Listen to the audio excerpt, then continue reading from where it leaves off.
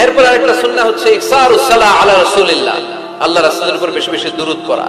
বিশ্বনবী বলেন জুমার দিন বরকতময় দিন, এই জন্য এই দিনে তোমরা আমার উপর আকসিরু আসসালাতা আলাইয়া, আমার উপর বেশি বেশি তোমরা দুরূদ পড়বা।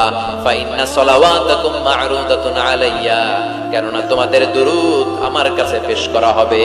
সাহাবারা বললেন কাইফা সালাওয়াতুনা মা'রুদাতুন আলাইকা ইয়া রাসূলুল্লাহ ওয়া ক্বাদ আরিমতা, ও নবী মরার পরে আপনি পচে গলে মাটির সাথে মিশে যাবেন, মিশে যাওয়ার পরে আমাদের সালাতগুলো কে আপনার কাছে পৌঁছাবে, কেমন করে পৌঁছাবে?